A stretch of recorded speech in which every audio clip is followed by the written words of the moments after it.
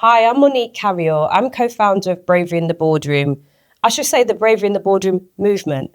And we focus on seeing boardrooms more representative of the communities and staff they serve and seeing that real increase in senior diverse talent pipelines.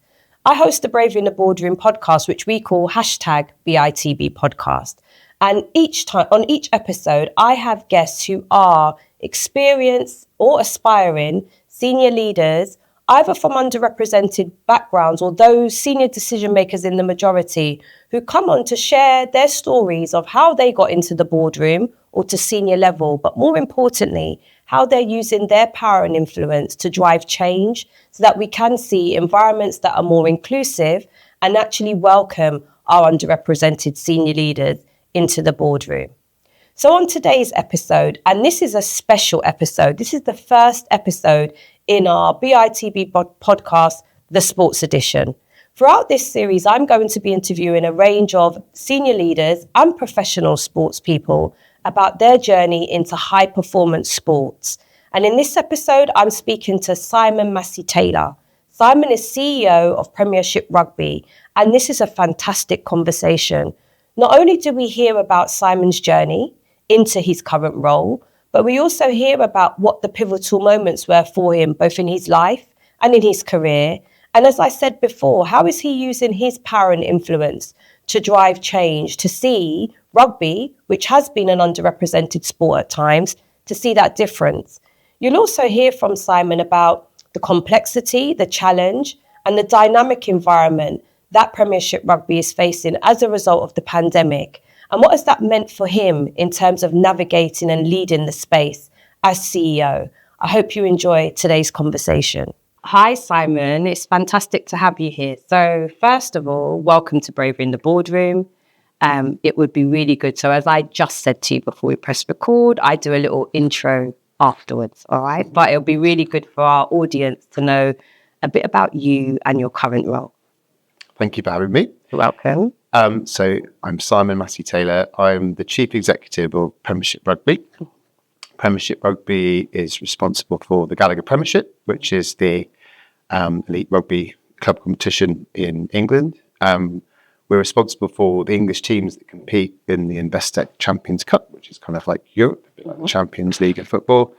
We're responsible for the academy system, so all the talent and youth pipeline that filters through the clubs that then eventually ends up either playing for professional clubs or England. And as part of that, we have a partnership with the RFU, which is the governing body for the sport in the English team, to put players on the pitch to go and play for England and compete in Six Nations and World Cups. The business is owned by the 10 shareholding clubs, so people like Harlequins and Sale Sharks, Bristol Bears, and CVC, which is a private equity company. And I've been in the job since the beginning of 2022. Okay. Now, I know we're going to dig into this, right? Because if, for any of our audience who doesn't know, there's a hell of a lot going on in the space that you just described, but we're going to come to that. I'd really like to start off with taking you back to your childhood, if I may. And it would be really good to understand who your role models or inspirations were when you were growing up. So I had a very happy childhood. I grew up in North Devon, rural North Devon, where my mum still lives. When I was 8, my father died of cancer. And so I think, my mum's life turned upside down really from there. And she was solely responsible for me and my sister growing up. And I think, therefore, everything she did was purely for us. And she is the most selfless person I know. So I think probably mum's my hero with that. And she sort of set the benchmark of how to treat people. And so, mum probably. Okay. I smile widely, right? As a mum of 3 children, I hope my children would say the same thing if they were asked. It's wonderful. Well, yeah. And actually, as soon as we left home, she then spent 10 years nursing her mum as well. So, I think she is my hero. Okay. So let's connect the dots then. So that start, what happened to you? So having adversity quite young, and your mum supporting you through that. So let's come to the world of work. So how did you get to where you are now as CEO of Premiership Rugby? I think for and probably still the case, not knowing quite what you wanted to do. And so you go and do a degree that's sort of generalist, and I did that. And then I went to go and train to be an accountant through no real ambition to be one, apart from it was a good business qualification. Did that, and then went to go and work in an investment bank, which was kind of, one of the obvious routes within working in finance. And that was like a massive learning curve. And I was working for a very good bank, and so therefore it was a very high standard. But I think quite early on I realised I didn't want to be there in 10 years' time, and so that was a reset moment. But also for what became my wife as well, Katie, who she was working in the city as well. She was working at sort of all male trading floor, and we both basically plotted to escape. And so we were relatively young. We were sort of 28. We saved up and we quit our jobs on the same day, and we jumped in an old 4x4 and drove all the way to Cape Town. So we sort of disappeared for 6 months, really. But it was just before, or the crash, so the 2008 crash. So the sort of prospect of returning to the city or doing anything like that kind of got turned on its head. And obviously your whole mindset changes when you go away traveling, really, anyway. But and then the London Olympics were happening, obviously, and a job popped up to go and work in a commercial team there. And they were looking for people with similar background, but no experience in sport at all. And I applied and I got a job, and it literally changed my life. Because you turned up into an organisation, right, that had, because you remember, how cynical the Brits are sometimes. And Yes. there was this sort of like, it's going to be a failure. Look at Wembley Stadium. Look at anything else we've done. And I think as soon as I walked in the organisation, you knew actually that it was full of amazing people, and just chalk and cheese compared to where I'd been working previously. And it was the most diverse organisation I've worked in as well, by design. It was kind of ahead of its time in terms of the way that it was recruiting. So suddenly I'm in this group of people who are very different, and it was all very complementary, and there was this amazing vibe, and we were really successful. But professionally also, we basically had to do a huge amount of stuff in a very short space of time. And so I was getting like cat years worth of experience, if you know what I mean, in terms of what was happening over that period of time, which was invaluable. So I continued to work actually in the Olympic world. I worked for the team afterwards in the build up to Rio, and I had a stint out in the States working for a startup called Tough Mudder as well. But basically it led me to rugby and to go and work at the RFU, and I joined the board there. I was the youngest board member, 35, and spent 5 years there, and that led me to eventually working for the Premiership.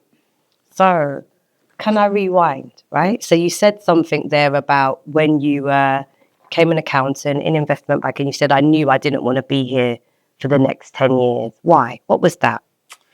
I don't know whether it was the sort of corporate structure of it, because it's it's an amazing career, because you just get so much training, and there's a pathway, roughly where you're going to be in 2 years, 3 years, 4 years. And that's quite a secure feeling, actually. But it's also, I think, probably for me at the same time, it was quite constraining. Yeah. Do you know what I mean? Yeah. And so the prospect of essentially some sort of adventure within your career. I mean, we went off to go and do an adventure, literally, when we went off traveling. That's obviously not sustainable. You can't earn any money from that. But I kind of feel like everything I've been through since has been incredibly exciting and very unpredictable, and not stable as well. There's not a clear structure when you work in the as much when you work in the sports industry. But I think I find that quite appealing as well. And so then, can you connect the dots a little bit more for us on when you said that you were you went from working for the Olympics and you got this job at RFU? How did that happen? So that's sort of going back to the experience you had in the Olympics. I think partly because it was a success story in itself. Yeah. We hit our targets. We raised the sponsorship. We raised £700 million worth of sponsorship. It generated 2 billion in terms of what it did with everything else, and the games were generally seen as a success. It actually just was an amazing breeding ground of people that went on to go and do some great stuff. And by the way, most of these people weren't in the sports industry previously, and so it sort of fueled a bit of what was happening at the time as well, which was a boom within the sports industry. Yeah. So relatively nascent sector. I think football is been the outlier for a number of years because it's on a different scale. But we then started hosting a series of major events in the UK. Yeah. We had the Rugby World Cup, we had the World Athletics, we had the Commonwealth Games. There's been loads of things that have happened and been delivered well since. And you look at all those different organisations, and there's some sort of London 2012 alumni.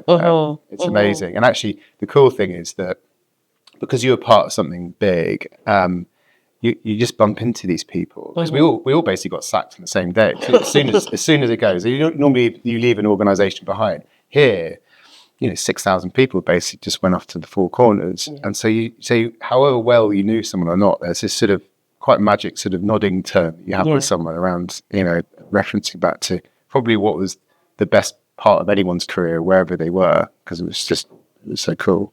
And it's amazing, isn't it? What comes to my mind, I mean, we use the term movements all the time. We describe bravery in the boardroom as a movement, but it comes to mind that almost the legacy and the movement that was created from 2012, haven't really thought about it from this perspective in terms of actually the value, the capability, the talent that was developed there, and that has now gone on to be quite instrumental in other parts across the whole sports industry spectrum. And I suppose people who left sports as well, kind of where they've taken that. So I heard you describing there about, how diverse it was, how dynamic it was. Sounded quite exciting in terms of working there. So you've gone into RFU, you're now at Premiership Rugby. I'd like to know a little bit more about you and then connect back to the world that you're working in now. So hearing all of that, knowing that accountancy and investment banking and the corporate life wasn't for you, so how would you describe your leadership style in 3 words for me?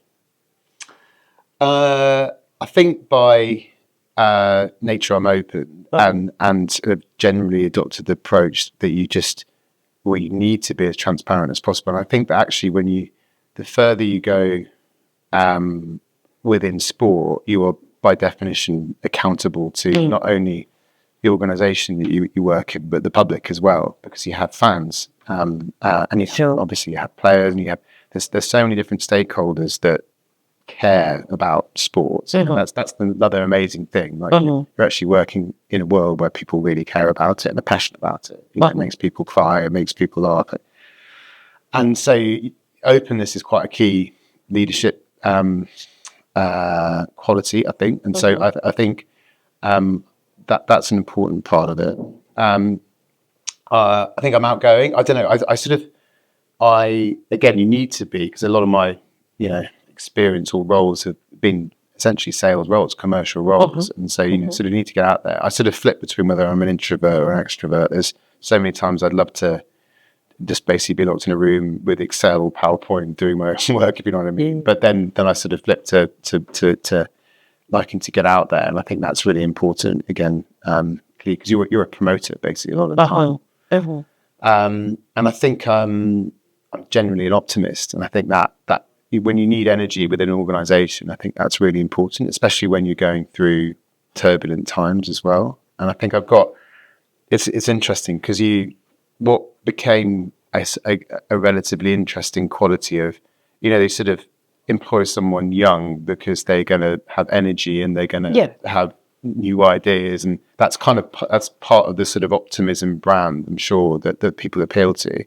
But the sort of older I'm getting, you sort of really do understand what experience you need as well. Like there's a balance, right? So I kind of feel like I'm in that world at the moment where I'm getting enough experience now to be I'm still the optimist, but I'm also the realist. I think we talked about it previously, about being sort of battle weary, but also sort of battle wary as well. Yes. You know what I mean? Like, so I think I'm not knackered by the whole thing, not and become a cynic. I think I just know I just know where the pitfalls are now a bit more now, which is helpful.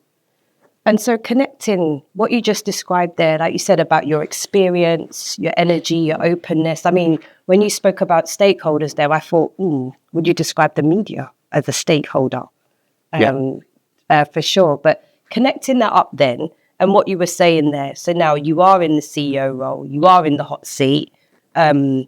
Interesting to hear a little bit more from you about openness, because you are under intense scrutiny in terms of the role that you hold.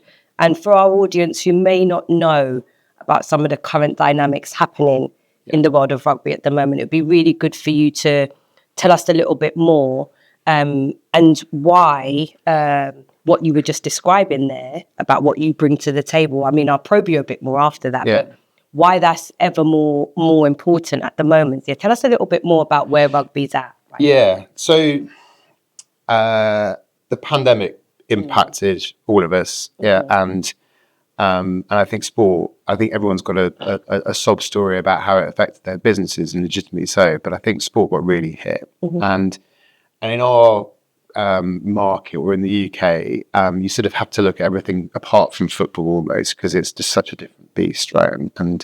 But with rugby, it's it's in the top 3 sports really. It's a big sport.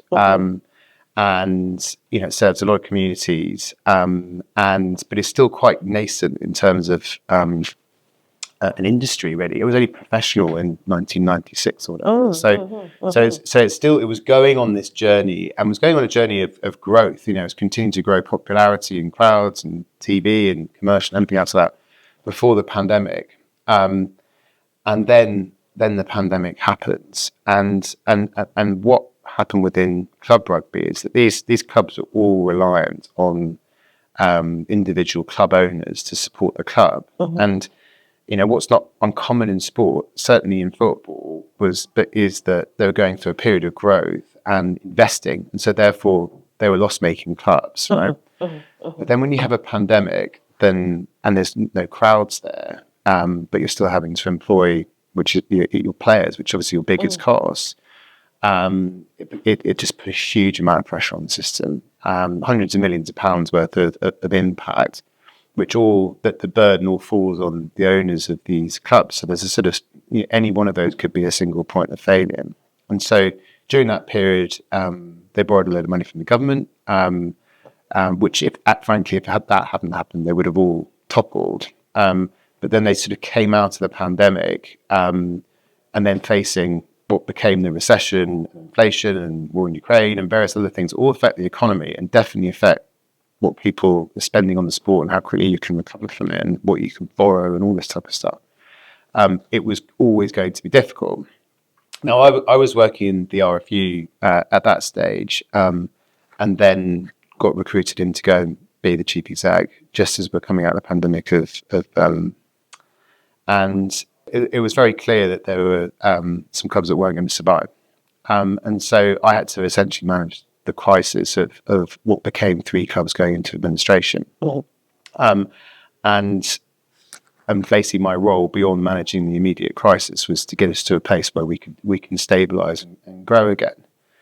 But what that really meant for me, and this was like the step up to having to be the chief exec, and especially for a sports organisation, and going back to the point where you are very publicly accountable, and not only to obviously our shareholders, but the fans, but now government and everything else.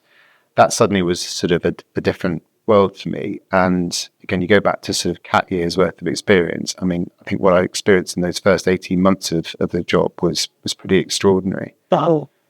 So yeah, that's essentially been my role, and we're now at a phase where we're sort of out of the crisis, and the really good thing and the real positive thing to hold on to is actually underneath the whole thing, you've got this amazing sport with a huge amount of loyal fans that are growing, and actually the Premiership especially is just amazing. And in fact, it's bonkers. So if you sort of tune into it, especially this season, totally unpredictable. It's all these things that basically people want, or sports fans want. Yeah. So the marketing challenge is one thing, and that we feel very confident in. the sort of financial stabilization piece is an ongoing bit, but we're in a much better spot the last couple of years. I feel like I want to go, wow, right? In terms of, like you said, what you walked into, the timeline, and kind of the different variables and dynamics that are in there. So it's complex, it's challenging, it's dynamic. You're serving lots of different stakeholders. Tell me a little bit more about you and how you navigate that. So as CEO, as, you know, one of the top leaders in that space, how do you navigate that? So it required the organisation to flip in terms of the way that it dealt with the media, especially.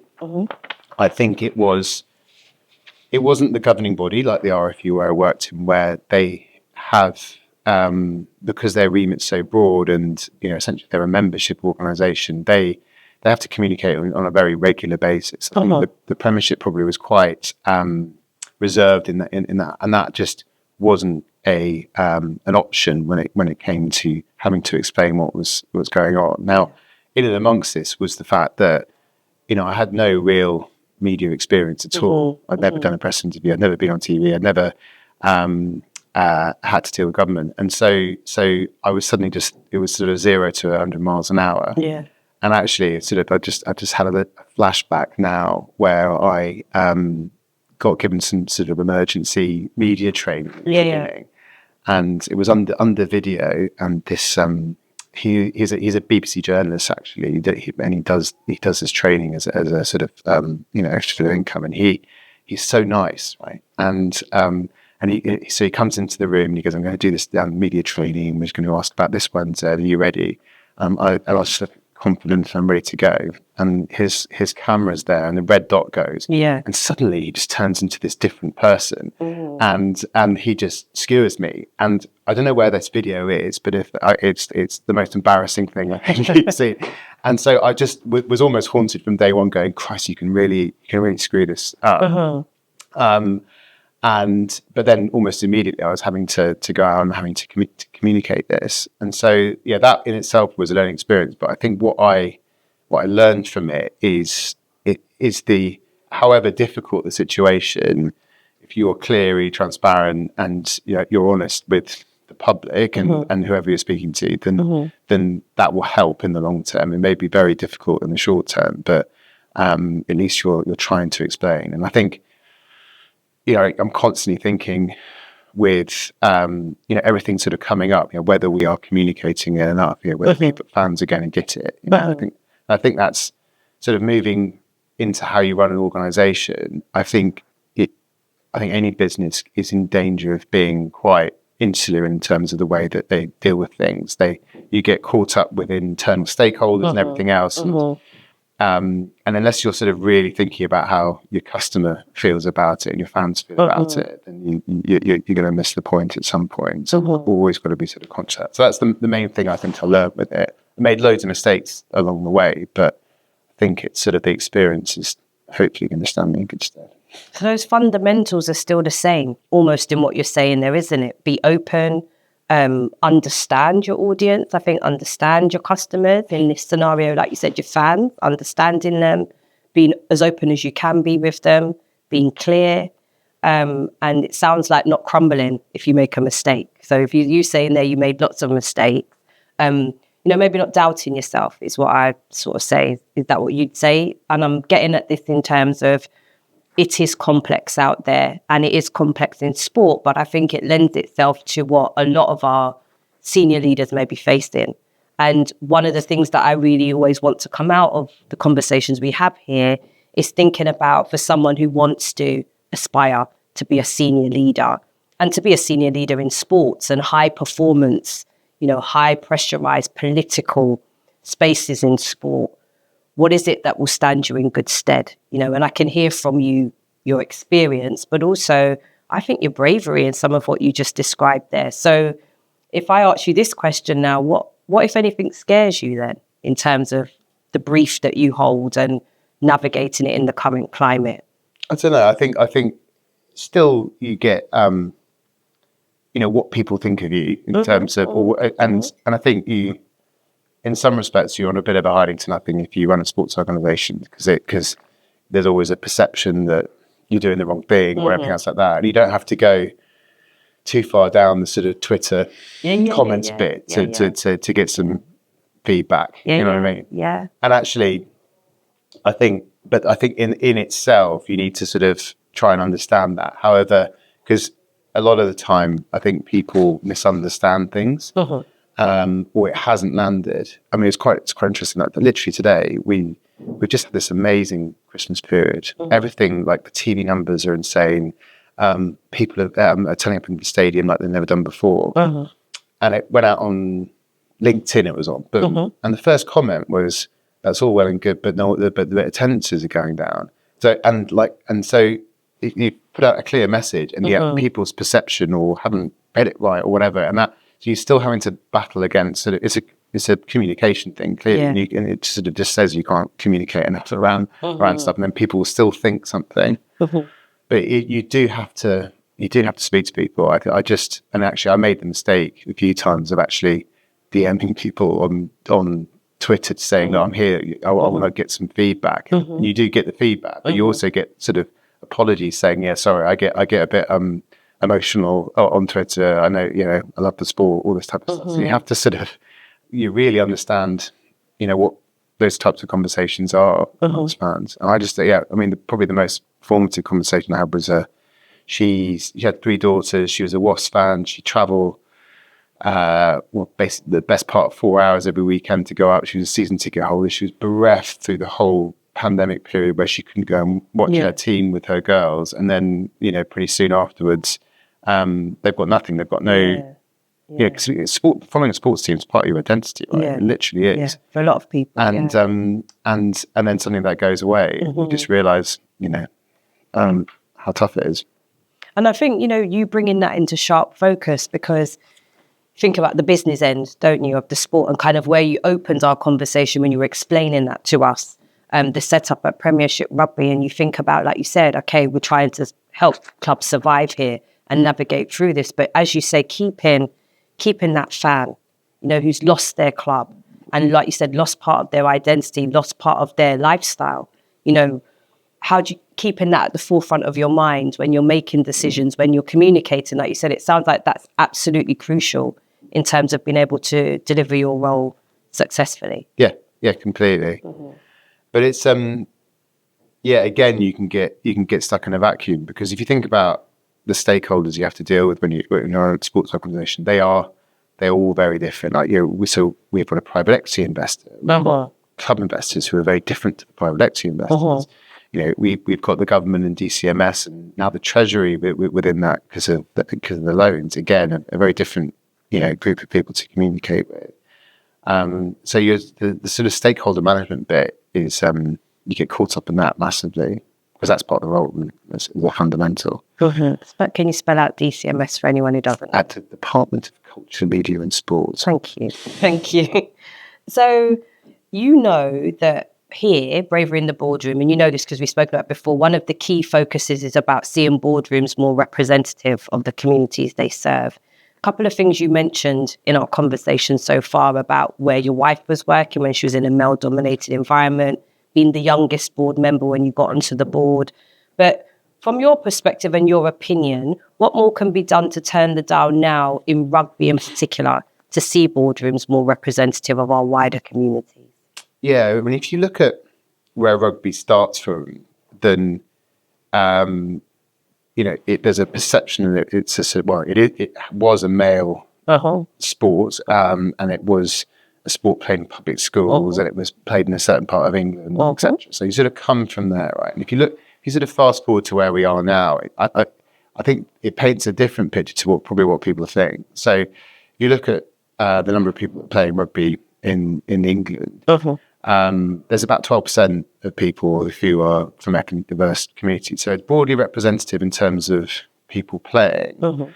And certainly when you look at the professional game, it skews more. And if you look at the England team, it is pretty representative.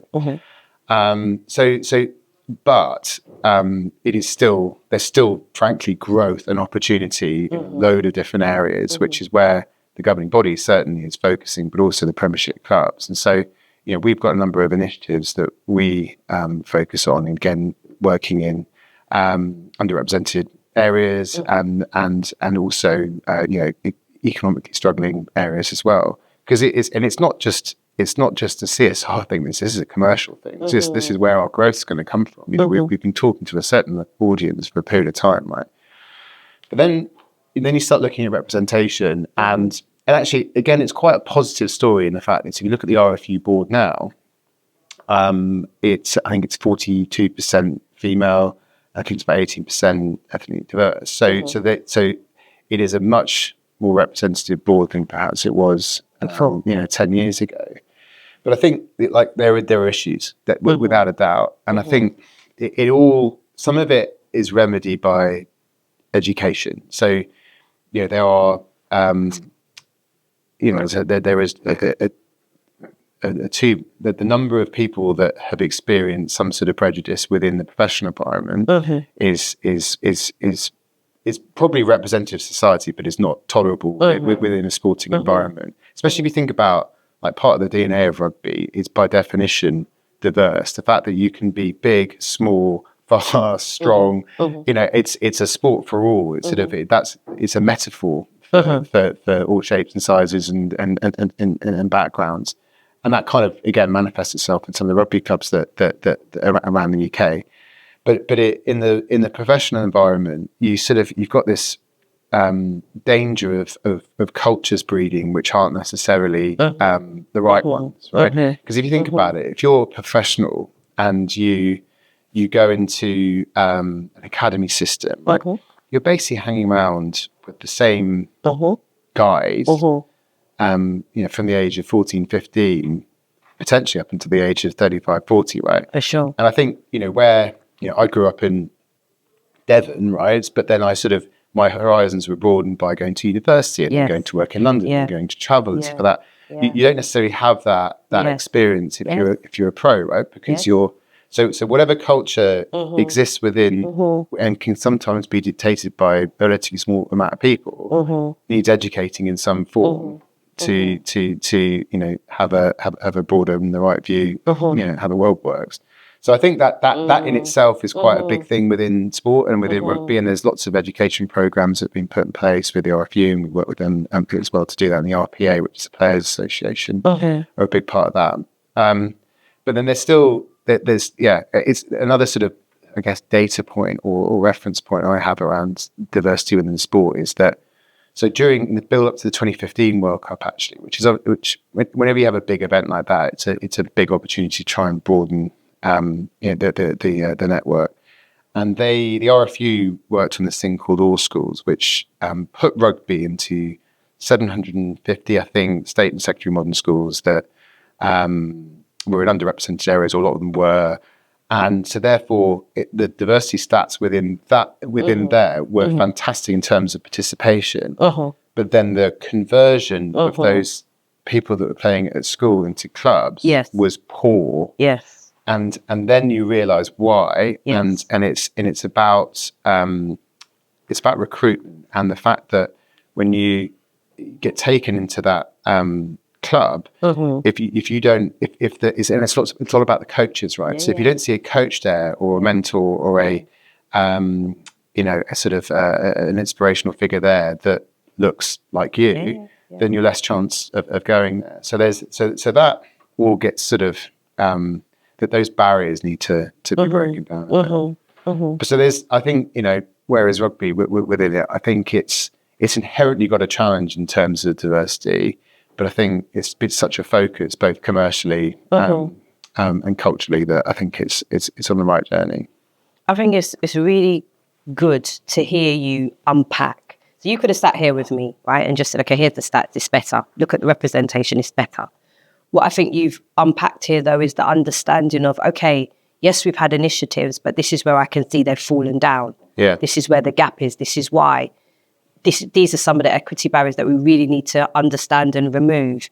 And I think it's really important that people holding your role and profile can share that, because what you've shared here about rugby will be the same for many elite sports, isn't it? Or sports that are focused on a particular cohort historically. Yeah. Hearing you explain, okay, this is why we need to look at it differently. And here are some of the barriers that we can see that we might not have seen at the beginning, because we've done something, we think it's the right thing to do. We now understand this. Now let's look at how we remove those, because otherwise what happens is, like you said, you won't see the progression. And I suppose it's if I go back to the entry to the boardroom, you came into the boardroom via a arguably non-conventional route, okay? And I think that if someone comes in that way, wonderful. I think you'll make it. If you're coming through a more traditional route, whether that's into the boardroom or whether that's into, like we're saying, professional sports, we can see that the barriers are higher, aren't they? They're more solid for people who are trying to get there. So really important, I think, to kind of amplify what you just explained there.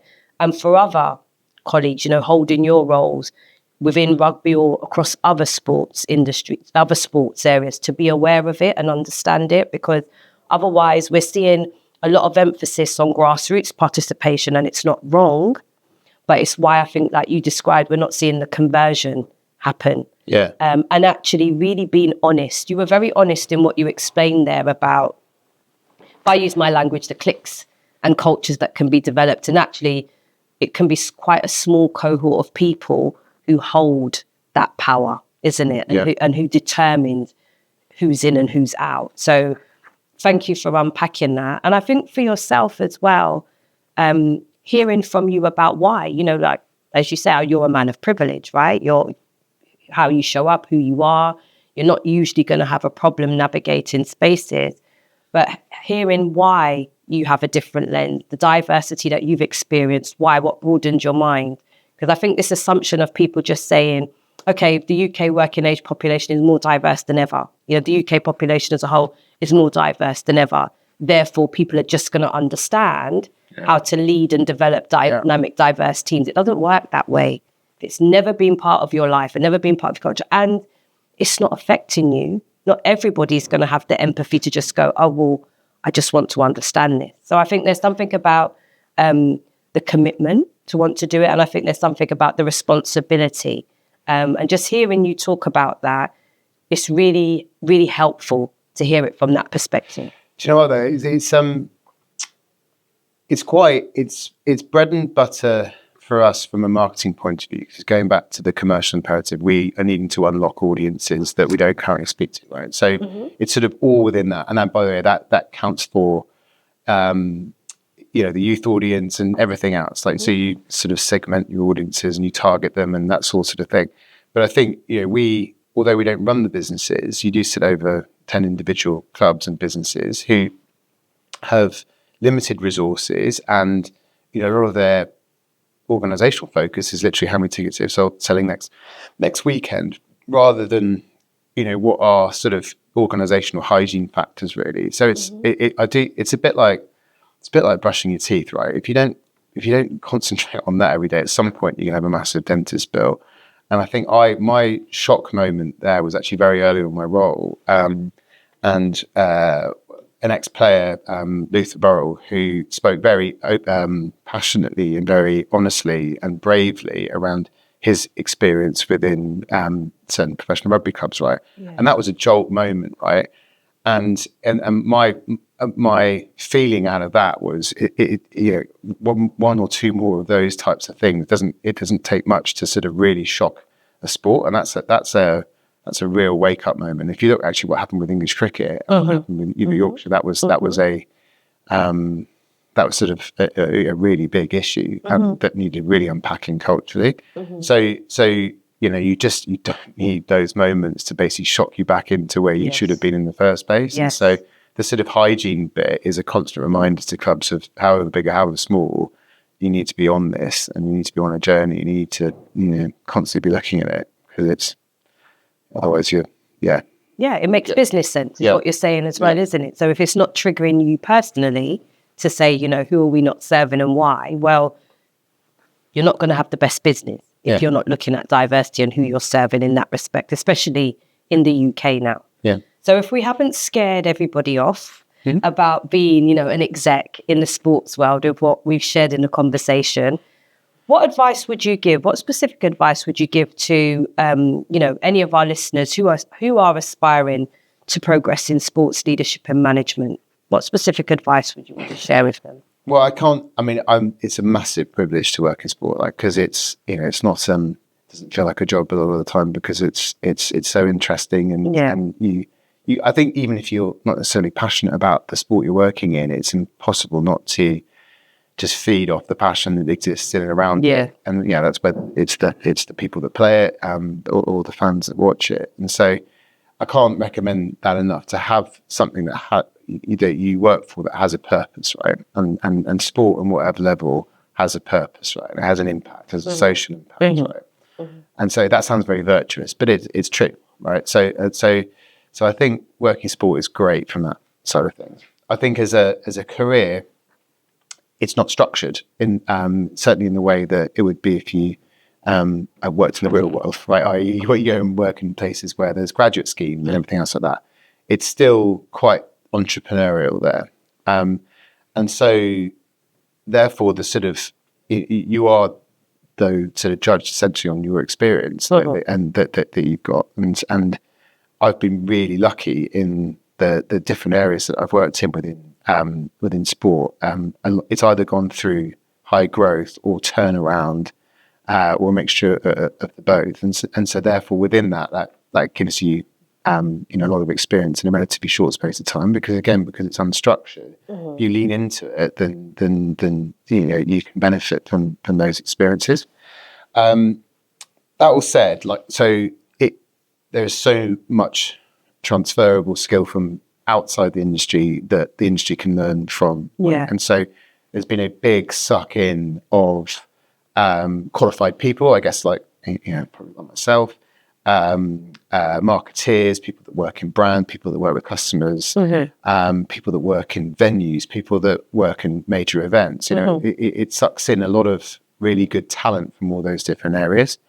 And so it's always hungry for that, but equally it's breeding a load of really experienced people who actually then go and work outside sport and do well as well. So, what's the advice? I think it's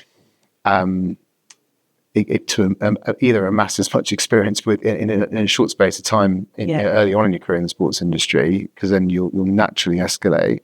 But equally, just be on the lookout, because if you are wanting to go into the sports industry, what may not seem immediately transferable is probably immediately transferable, because it's all about, as I say, customers, brand.